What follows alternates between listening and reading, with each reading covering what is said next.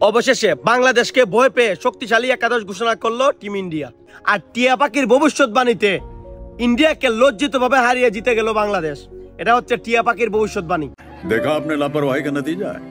আজ আমি তোমাদেরকে বাংলাদেশে এমনকি আবাল ক্রিকেটারের সাথে পরিচয় করিয়ে দেবো ওরা, যাদের ভিডিও দেখার কোনো দরকার হবে না, তাদের ভিডিওর টাইটেল দেখলে কমেন্টে গিয়ে গালাগালি দিতে ইচ্ছা করবে মারা। বলেন কি? প্রথমে তাদের নামটা জেনে, একজনের নাম হলো ইমন তালুকদার আর আরেকজনের নাম হলো মোহাম্মদ হিরন। এই যে দুইজন ক্রিয়েটর, চলো প্রথমে তোমাদেরকে এই ক্রিয়েটরদের ভিডিওর টাইটেল গুলো প্রথমে তোমাদেরকে দেখায়। अबे जल्दी बोल, कल सुबह पनवेल निकलना है। এই টাইটেলটা দেখো, এখানে লেখা আছে ভারত কি পারবে শক্তিশালী বাংলাদেশকে হারাতে? বাংলাদেশ আবার কবে শক্তিশালী হলো গো?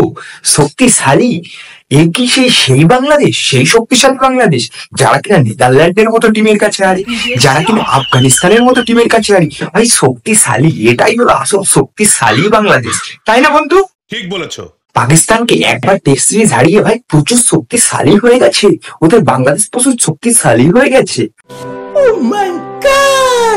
চলো নেক্সট আরেকটা ভিডিও টাইটেল তোমাদেরকে দেখাই। ভারত শক্তিশালী হতে পারে বাট বাংলাদেশ কিন্তু ছেড়ে কথা বলবে না।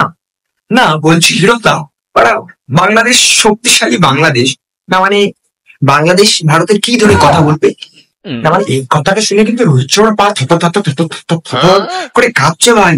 ওরে বাবা, সব ভয় কাঁপছে ভাই। বাংলাদেশ ভারত ধরে কথা বলবে, বলা যায় আমাদের কোন প্লেয়ার খেলতে খেলতে কোন নুটু ধরে টান মারলো, বলা যায় বাংলাদেশ ভারত ধরে কথা বলবে বাড়া, তাই না?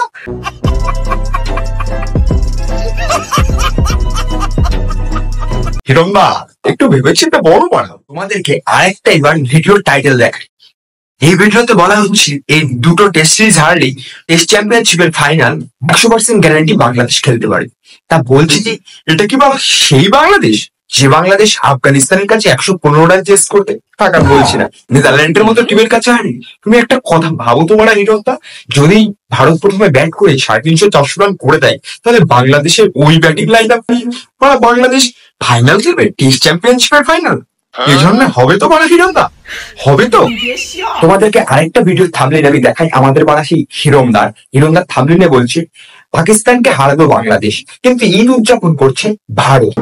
সো তারপরে বলছি ঠিক আছে কোনো ব্যাপার না, 19 তারিখ হারার জন্য রেডি থেকো, এটা লিখেছে। ভারত কখন ঈদ উদযাপন করলো? ভারত অতটাও সেলিব্রেশন করে না, ওয়ার্ল্ড কাপ জিতলেও মনে তোমাদের মতো ওরা সেলিব্রেশন করে না। তোমরা যা করছো ওরা একটা টেস্ট সিরিজ জিতে, ওরা আমার আর কিছু ওরা বলার নেই। বোকা লোক, পাগল ছাগল লোক। আরে কি বলতো, জীবনেও কখনো কেউ যদি ম্যাচ ট্যাচ না জিতে একটা ম্যাচ জিতলে ঠিক ওরকমই বাড়া উদযাপন হয়, সেলিব্রেশন হয়। ভারত তোমরা জিতেছো তাই ঈদ উদযাপন করবে বাড়া? আরে ফাইনাল খেলা জিতলে, ওয়ার্ল্ড কাপ জিতলে তাই ঈদ উদযাপন করে না বাড়া? আর তোমরা কোথাকার কি?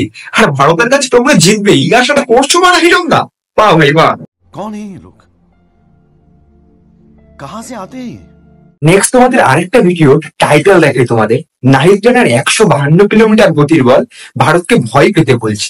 বা ভাই বা 152 কিলোমিটার, বা ভাই বা ভারতের কখনো এমন বোলার কখনো জন্মগ্রহণ করেনি বা বাংলাদেশই একমাত্র ভাই, প্রচুর বোলার। তার জন্য নেদারল্যান্ডের মতো টিমের কাছে হারে, আফগানিস্তানের মতো টিমের কাছে হারে। খুব ভালো মারা, খুব ভালো। আরে হিরোদা খুব ভালো, তোমার কনফিডেন্স খুব ভালো।